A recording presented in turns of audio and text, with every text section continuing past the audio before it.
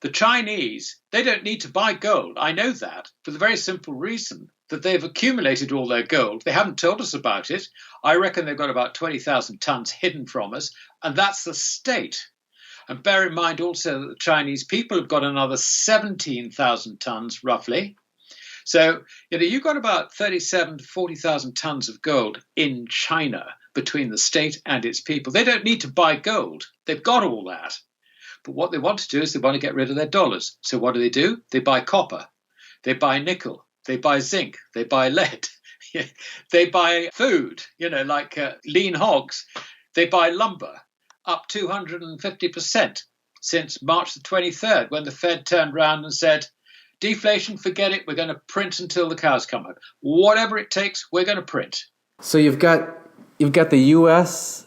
central bank with their playbook flapping in the breeze saying, our playbook is we're going to create currency to unlimited amounts. And you got the Chinese saying, through their actions, we're going to get rid of currency and put it into real solid things.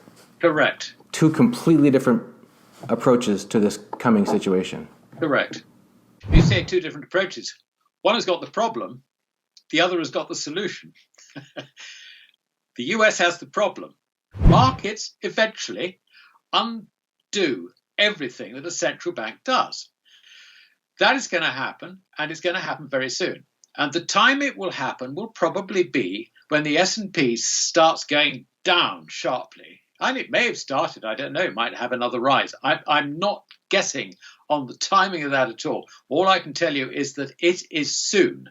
That market is going to turn around. Why? Because the fundamentals underneath the S&P are rubbish.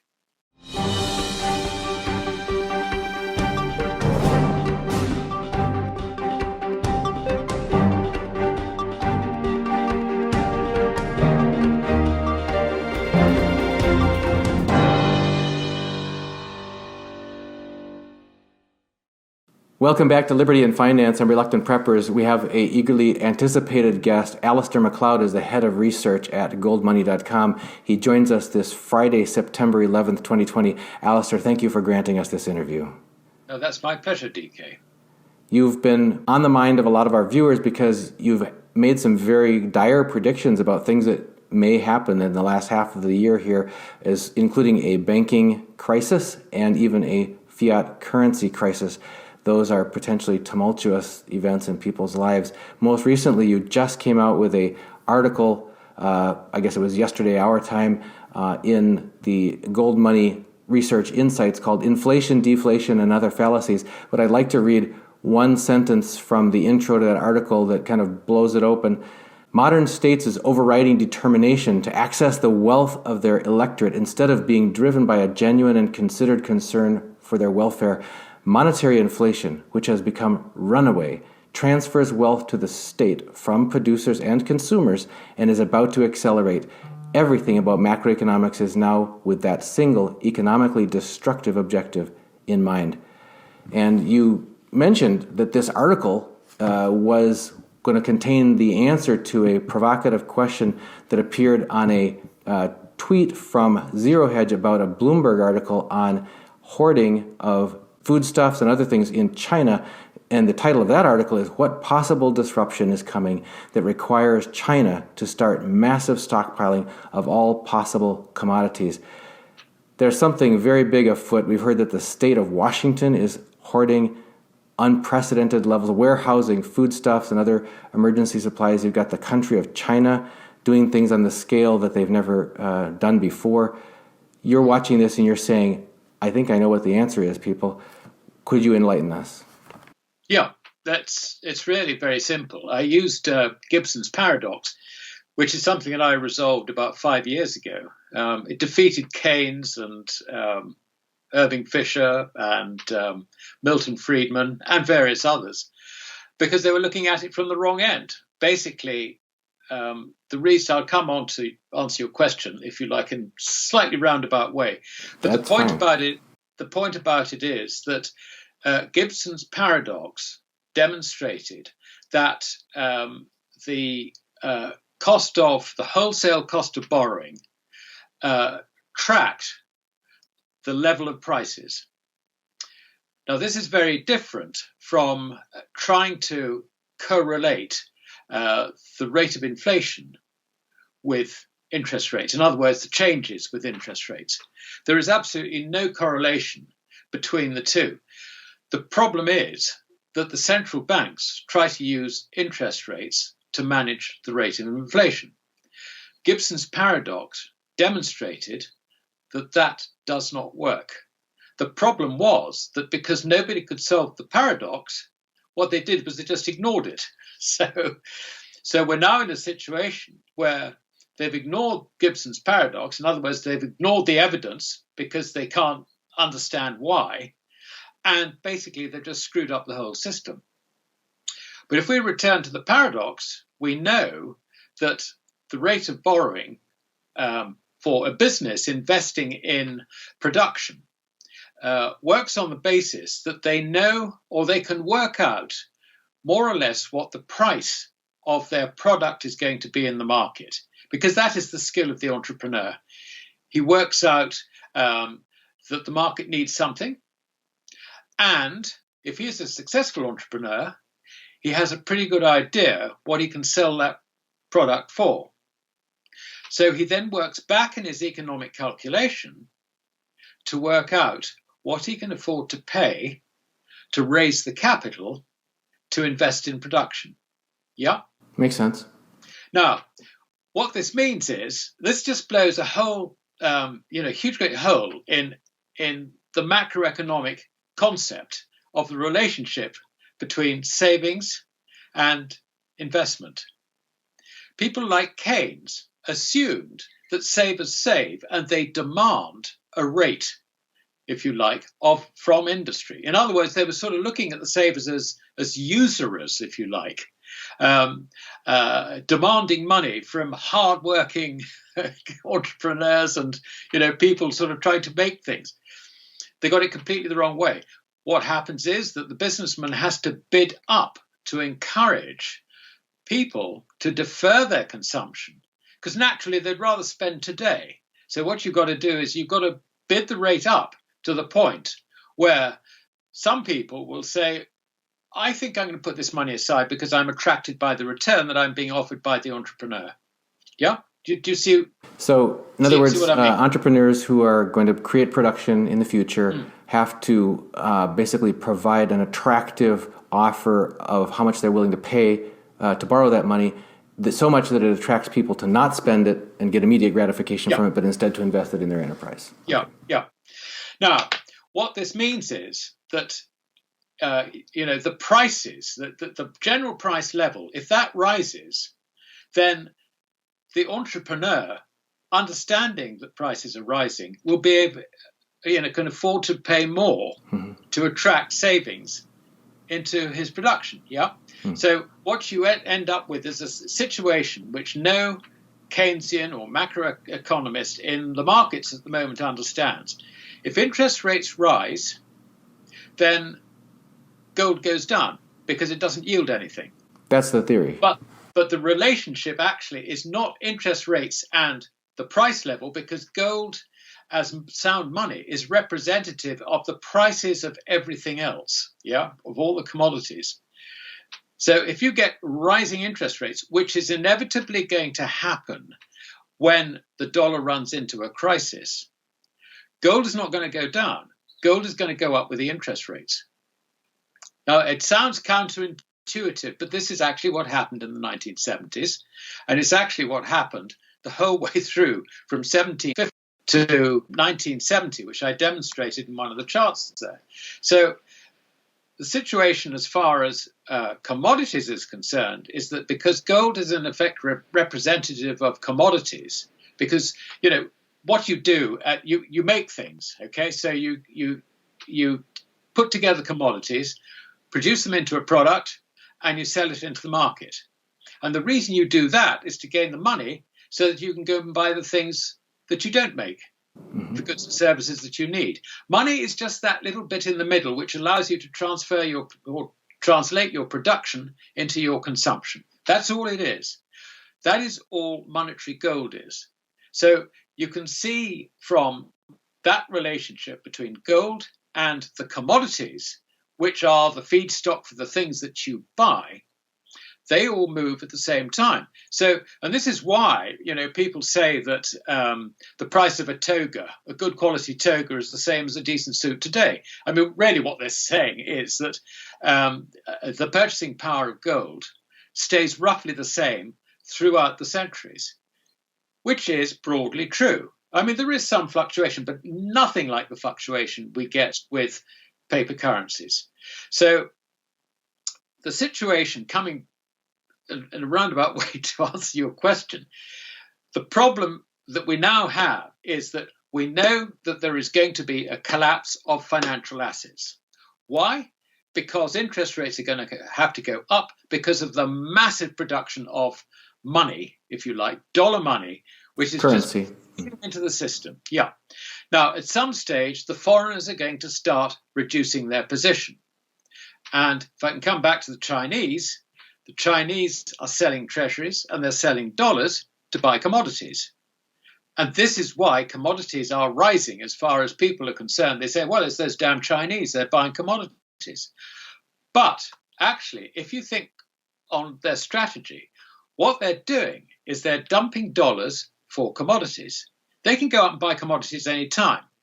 But the reason that they have to do it now is because they've got all these dollars and they can see that the dollars are going to lose purchasing power. So what do? You get rid of them now, is the answer. What do you get rid of them for? There's only one thing you can get rid of them for, and that is other commodities. So the Chinese are ahead of us all on this. And it will only be a matter of time, probably after a banking crisis, probably after the financial assets bubble has burst, when we suddenly say, we're losing money, our equities are going down, this is an absolute disaster. What do? I want to sell those equities, but what do I want to sell them for? What do I want to end up holding? Do I want dollars in the bank? Yeah. I don't want dollars in the bank. What else can I do? Commodities. And obviously what we do is we go for the one thing that represents those commodities, and that is commodity money, metallic money, gold and silver. So the Chinese, they don't need to buy gold. I know that for the very simple reason that they've accumulated all their gold. They haven't told us about it. I reckon they've got about 20,000 tons hidden from us, and that's the state. And bear in mind also that the Chinese people have got another 17,000 tons roughly. So, you've got about 37 to 40,000 tons of gold in China between the state and its people. They don't need to buy gold. They've got all that. But what they want to do is they want to get rid of their dollars. So what do? They buy copper. They buy nickel. They buy zinc. They buy lead. They buy food, like lean hogs.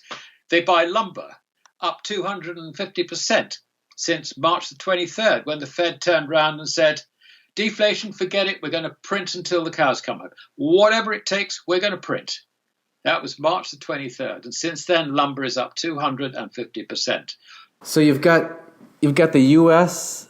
central bank with their playbook flapping in the breeze saying, our playbook is we're going to create currency to unlimited amounts. And you got the Chinese saying, through their actions, we're going to get rid of currency and put it into real solid things. Correct. Two completely different approaches to this coming situation. Correct. You say two different approaches. One has got the problem, the other has got the solution. The US has the problem, and it really does have a huge problem because not only do they not understand economics around on the Fed, but they're committed onto a course which they cannot get off. I mean, just imagine that the Fed turned around and said, printing money is not going to work. It's not working. We're just going to stand back and let you guys in the economy just sort it all out. For a start, you'd have President Trump screaming down Jay Powell's neck saying, I need money. I need $3 trillion now. I need another $6 trillion next year.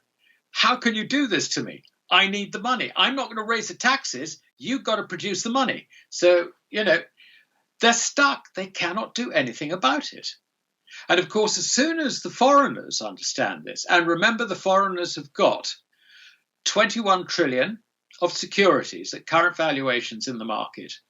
They have got a further 6 trillion of cash and short-term bills like T-bills and so on and so forth, which are not securities, but, sort of promises, if you like. So they've got 27 trillion of dollars, 6 of which is liquid. And your GDP last year, which is going to be more than the GDP this year, was 21 trillion. So they've got 125% of your GDP in realizable dollars. Are they going to sit there?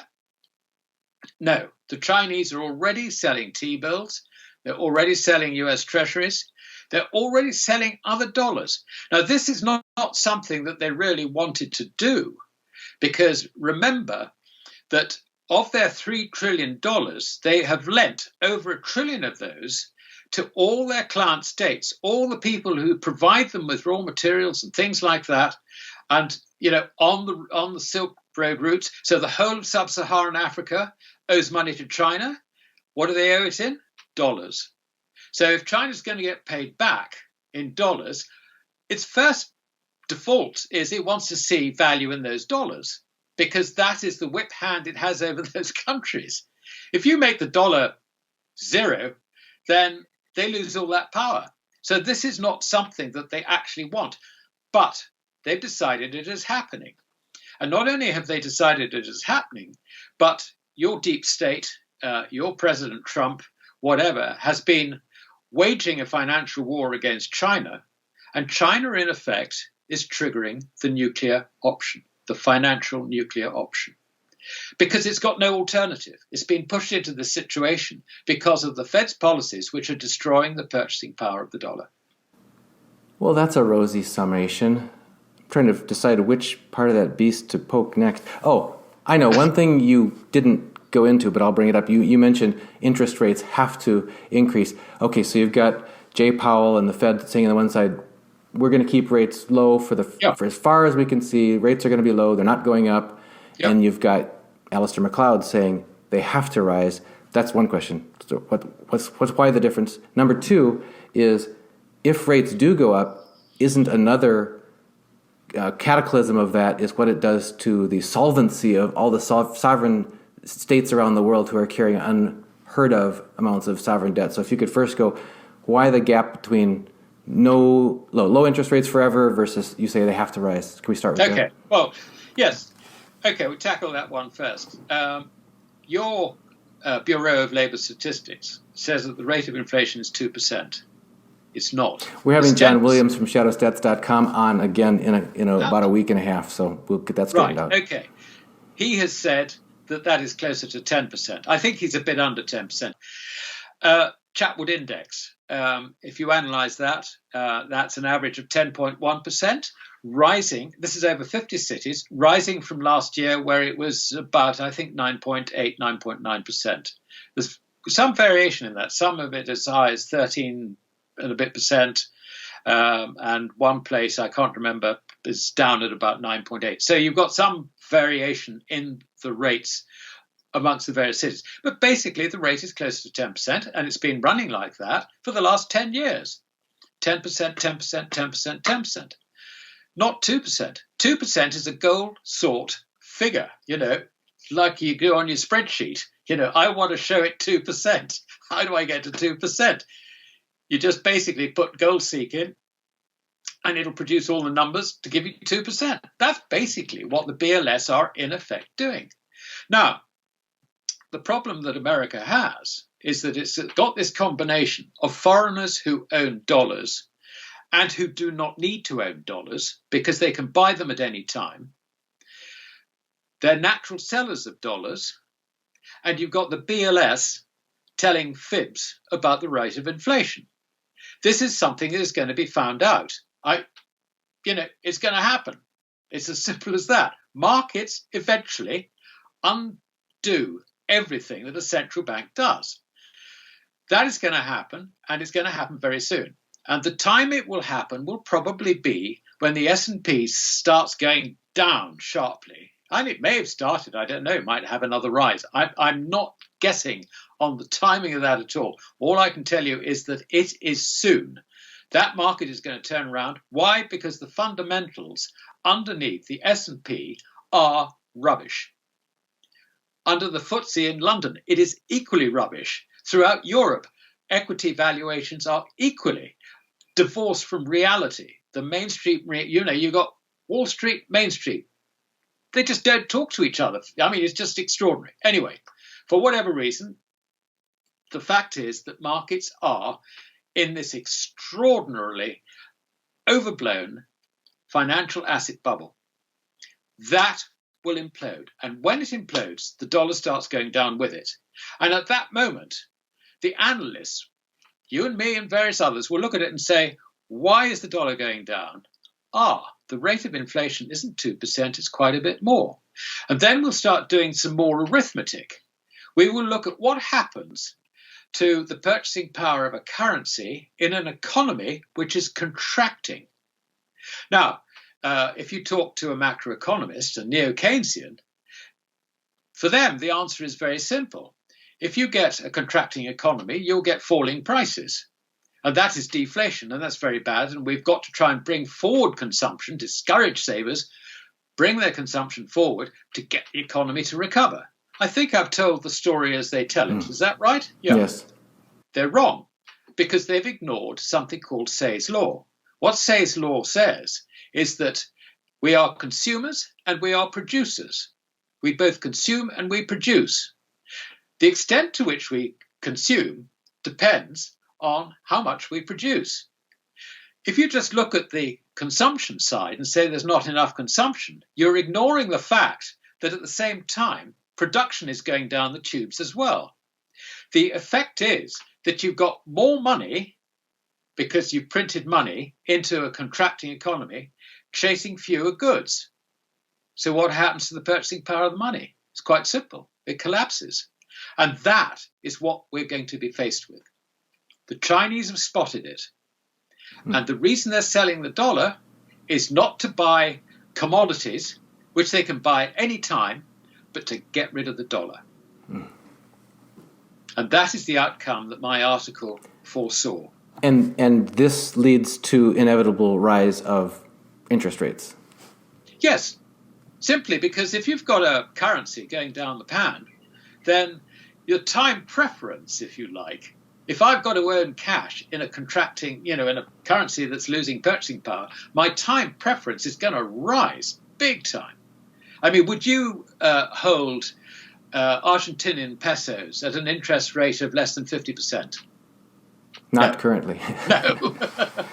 Well, that is the question that we will be asking ourselves when we look at the dollar once the financial bubble has imploded. Interesting. So the Fed claiming that interest rates are going to be down low forever means that's their policy target or something like that, but they're not going to be able to achieve that, is what you're saying. Well, what I'm saying is that they're being completely unrealistic. They may, as long as the foreigners hold off, as long as the financial bubble continues, they could probably do something else with interest rates, do something else, I don't know, whatever, flatten the yield curve, whatever. They can fiddle around as much as they like. I don't think they would be stupid enough to do with negative interest rates, incidentally, because that just puts the whole world into backwardation. This is not like the euro, it is not the yen.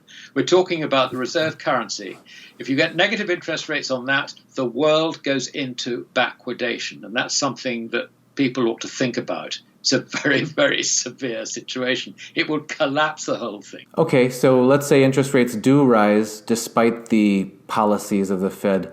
What does that do to the U.S. and all other nations that are running record sovereign debts? Well, the first thing that happens is that it screws up completely the U.S. Treasury's finances.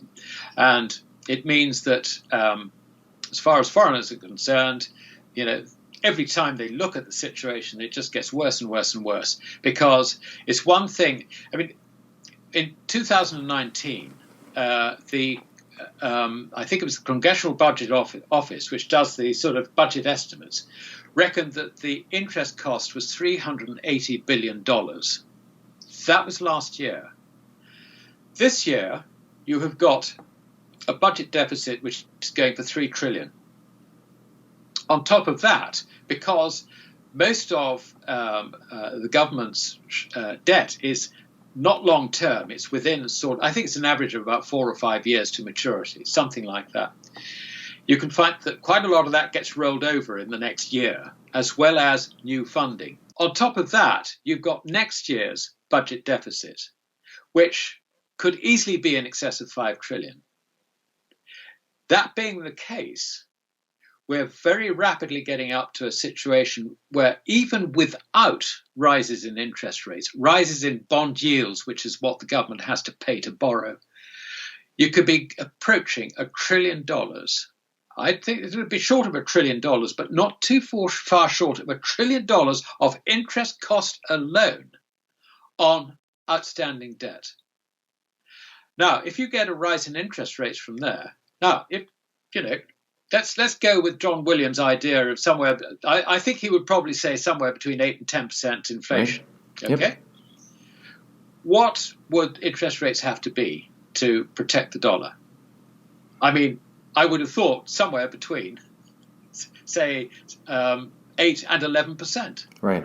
Along at the going out on the yield curve, you would have a situation where insurance companies and pension funds would actually grasp the compounding interest on longer term debt.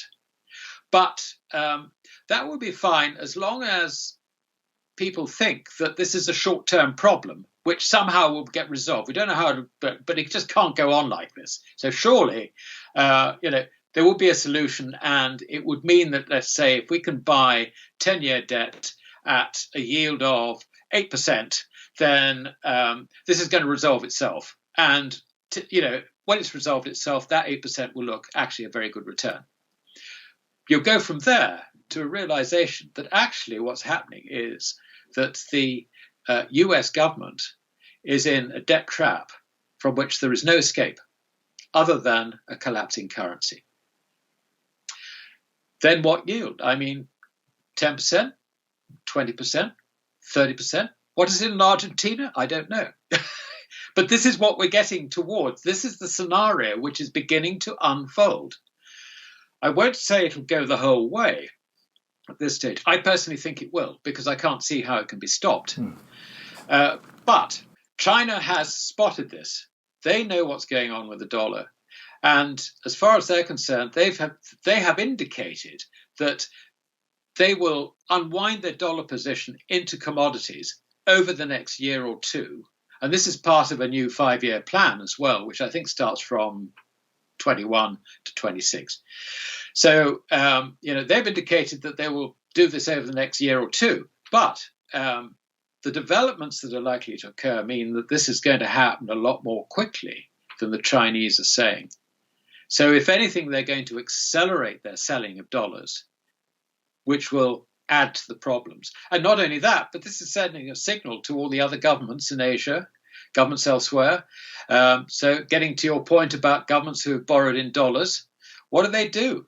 They just say, hallelujah, we're going to pay back in devalued currency or refund in devalued currency, which is probably what they will do.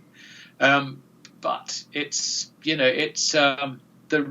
think the government with the real problem on this one is the U.S. government. That's what it sounds like. It sounds like everybody else might make it out okay if they're all on the other side of the balance sheet. Well, yeah, I wouldn't say. I mean, other international borrowers in dollars, international borrowers in anything other than their own currencies are going to have similar problems, but coming at them from maybe different directions. I mean, a country which has maybe borrowed euros, for example, is going to be in a different position from a country that has borrowed in dollars. It will be the same problem, but a different magnitude. Don't ask me what magnitude. It will be a different magnitude. So you can see that everyone's going to have problems. They're going to be different depending on each situation.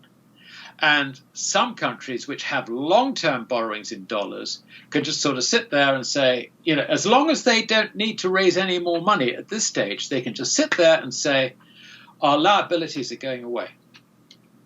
Because the dollar is shrinking down. Yeah.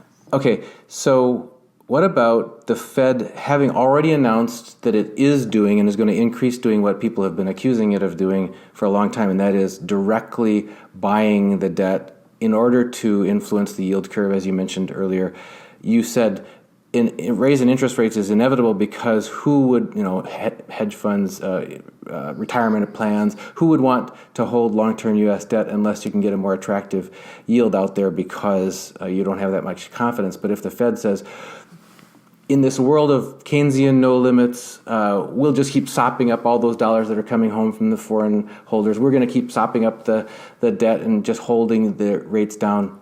Isn't that going to be their end game play here, is just try to keep buying the bonds to keep the rates down and prevent that runaway that you talked about? That has been the policy so far. But there will come a point where they lose control over the situation. And the reason they will lose control is exactly the same as the reason that John Law lost control over the position in 1720. Because he did exactly the same as the Fed is doing 300 years ago. It was a slightly different construction, but basically he had the central bank, which was the Bank Royal, totally under his control. He could print money to buy shares in the Mississippi Venture and keep the share price up. The problem was that he had to run faster and faster and faster to stop the whole thing falling over. And he then failed. And he failed started failing in about March 1720. The currency actually started failing slightly ahead of that, which is interesting because Richard Cantillon, which is a name you will know, was a banker in Paris at that time. He made his first fortune lending money to people who wanted to buy shares in the Mississippi Venture. And what he did basically was, he got the money in, made the loan, bought the shares, and then immediately sold the shares without telling the owners. That was the way he made his first fortune. There were various court cases in London, all of which he won. Anyway, his second fortune he started making in around about October, November 1719. He decided the way to make money out of John Law's scam was just to short the currency. And that's what he did. He shorted the currency. The point being that as that bubble popped, it popped the currency as well. Because John Law had tied the currency to the bubble. What has the Fed done? It's tied the dollar to the bubble. It's exactly the same, but on a global scale. So we should be frightened. I'm sorry to say. I'm sorry to hear that, too. We're just trying to help people be aware and prepared. We have a question from Tony who says, several weeks ago, Alasdair made the comment that there was a coming banking crisis within weeks. He would not name names, but I was wondering which continent he was thinking the first one to have problems. Also, did he see that spreading across countries due to the failed bank or banks? Yeah, that's still going to happen.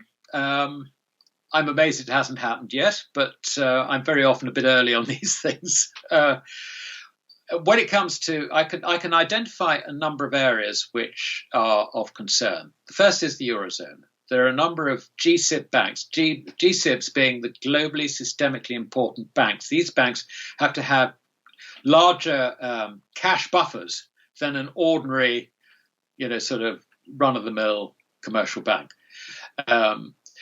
And the GSIB thing was set up after the Lehman crisis because the governments didn't want this ever to happen again.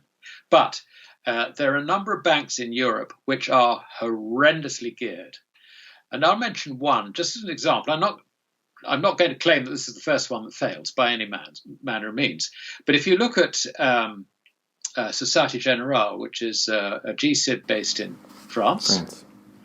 The relationship between the market capitalization of the bank and the balance sheet total is over 100 times the market capitalization of the bank. There are other banks in Europe like that, but that is the most egregious of that lot.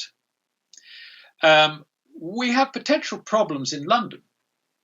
Barclays are quite highly geared on that basis. We're looking at about 70 times, I suppose, 60, 70 times, something like that, depending on the share price.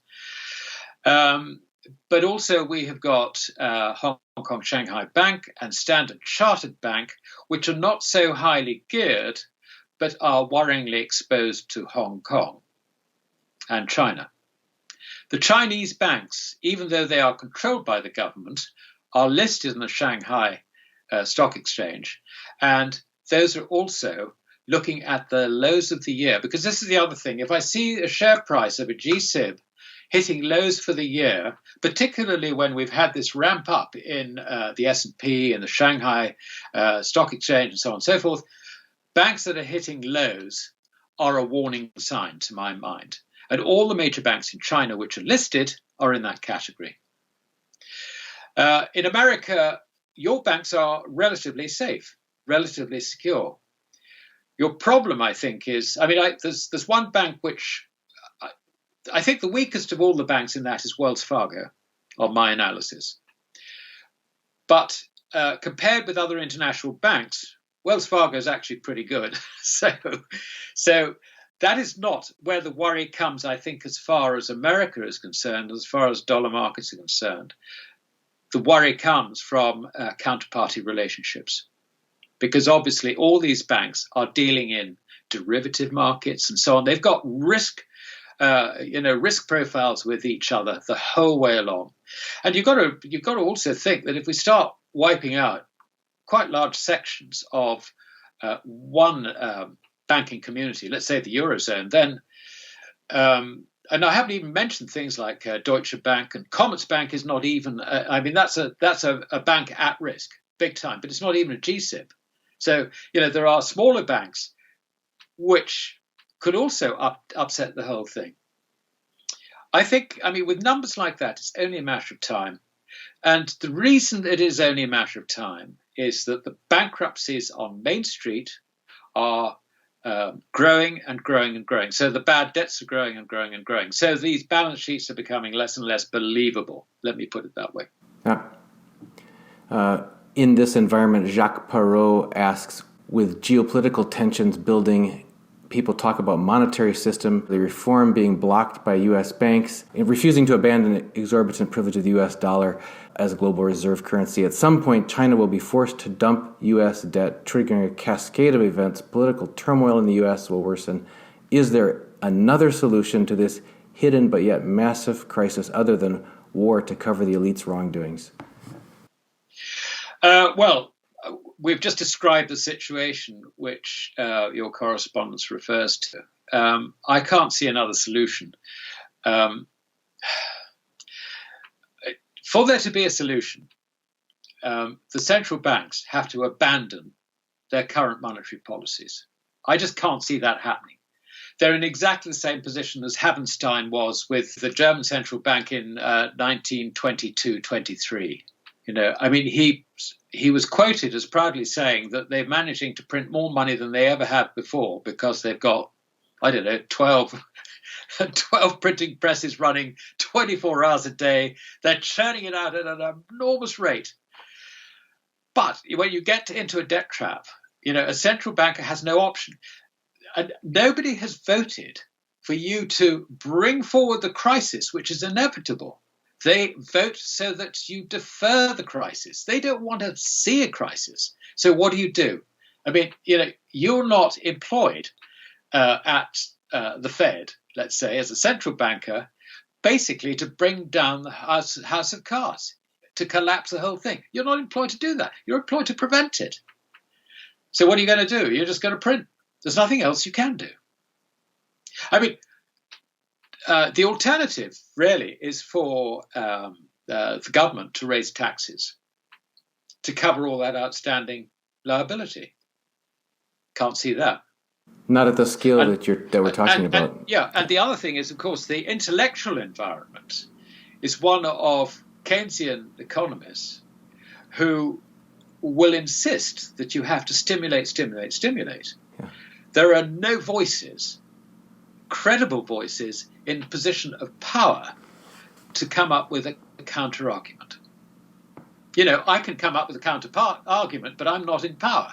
I've got no influence at all, I'm afraid. And in any event, if I was in Powell's position, I think I would resign. It's just absolutely impossible. He is a brave man having to do this, and it's going to get worse for him. It really is. What's he going to say? I think they're going to say more of the same. Yeah, we got you covered. Don't worry. Yeah. So, what else can you do? So we've been talking so far about the currency supply and the Federal Reserve and that. What about the COMEX and the physical precious metals? We've got several questions. Uli John says, please have Alasdair explain how gold and silver will be set free from market manipulation as long as the price is set on the corrupt COMEX. The Fed controls the COMEX because the Fed has a bottomless checkbook and can bail out anyone who's selling paper gold or silver. They can rig the market by selling infinite amounts of paper gold and silver. Well, it's fascinating that doesn't seem to be happening anymore.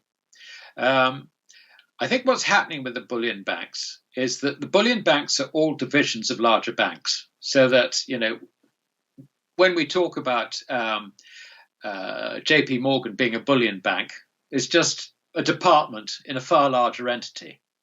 The management in the larger entity is turning around to everybody in outfits like, the bullion trading desk, the FX swap desk, the foreign exchange desk, other derivative desks. They're all saying, we're cutting your limits, because the banks want to, I just explained how you've got this incredible ratio between total assets and market cap. I mean, and 100 times, over 100 times. At the peak, I saw it was 120 times for SocGen. This is just absolutely unreal. There are lots of banks in that position, not as bad, but in that position. Now, if you're a senior director in the bank, what do you want to do? You want to cut your loan book. You want to cut your obligations. But can you do that on Main Street? No, you can't, because the government is on your neck saying you've got to lend more. So what you do is you don't lend more, but you just don't call in your loans, sort of thing. So, there's not a lot you can do there. The only area which you can do anything in is financial services. So what you do is you cut your outstanding obligations when it comes to bullion desk trading, FX trading, FX swaps, other derivatives, and so on and so forth. So if you're going to do that, then you can see that your dealers have got to be very careful about trying to knock the price of gold to get their shorts back. Now, in total, their net short position at the moment is around about $34 billion. So they have these huge outstanding obligations and they need to cut their positions. The problem is that the people who they would normally cut their positions against are hedge funds. It's very easy. You just persuade a hedge fund, because all the hedge funds don't want to take delivery. All they're doing is they're saying, I don't like the dollar, I'm going to short the dollar, buy gold. And then I like the dollar, I'm going to sell gold, buy dollar. That's, they're looking at pairs like that the whole time.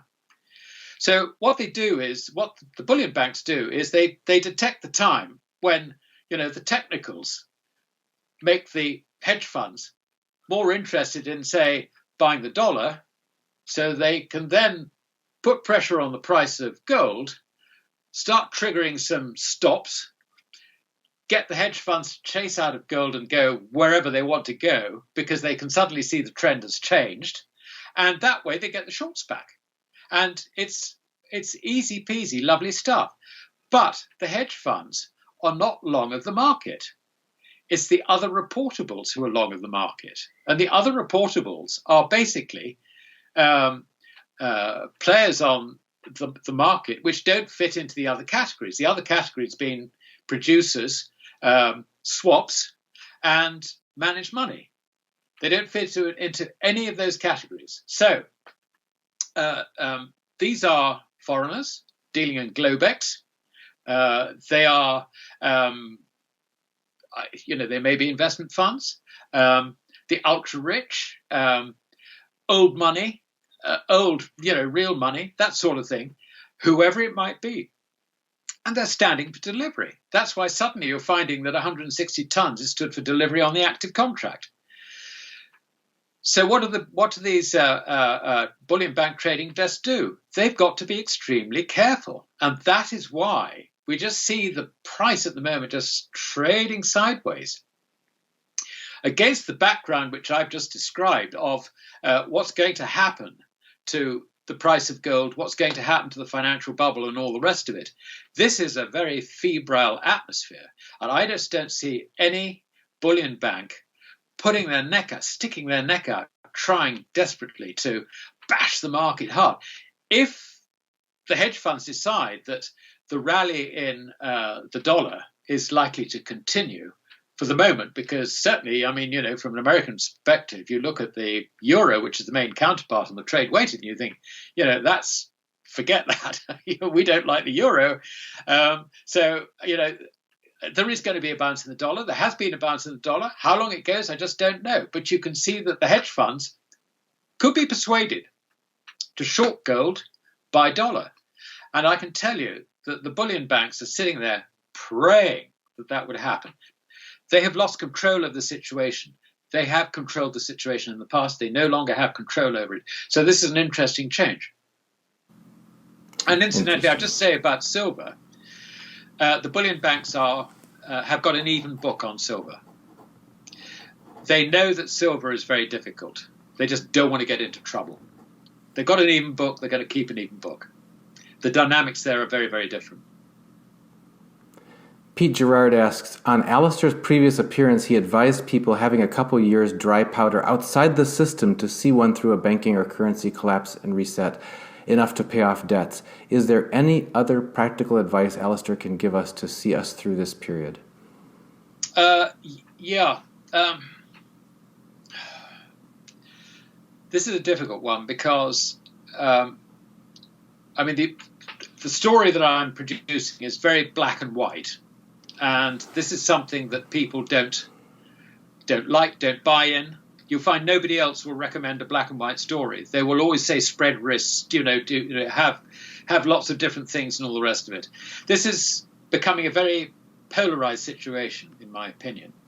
So I think the only advice that I could possibly give is never investment advice, incidentally, but bear in mind that your family and friends are not going to be as well positioned as you if you have gold and silver, and you're going to have to try and help them because, as human beings, we cooperate, we work together, we socialize, we have a network of friends, relatives, and even business partners. So you've got to bear in mind that those around you are not going to be in such a fortunate position. So I would suggest that you build in a bit of reserve so that you can give them help as a last resort. Because if the government is paying out money which is completely worthless, it will be worthless and of no use at all. It will be Venezuelan. So just think about, not just yourself, but those around you and those who are important to you.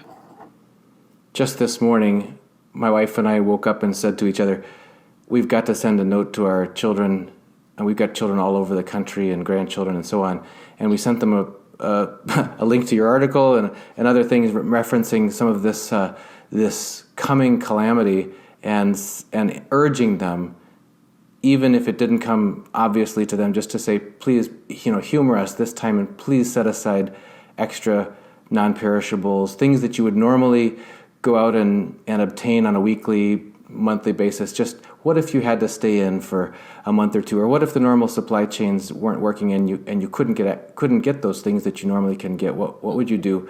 Just think that through and take care to make sure you've got a good supply so that you can hunker down if you need to. And that's, in fact, you mentioned that during the COVID lockdown, you and your wife were able to do quite well in your little local community there and not have to go out quite as much as you normally would have. So and that gets back to that relationships with local people who can help each other in times of difficulty.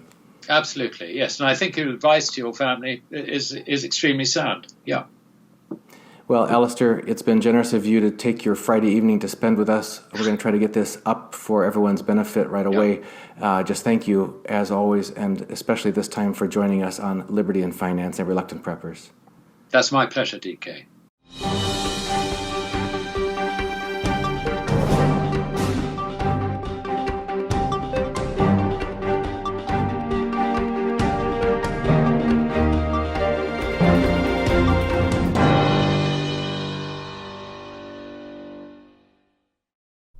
To acquire gold and silver, just go to libertyandfinance.com.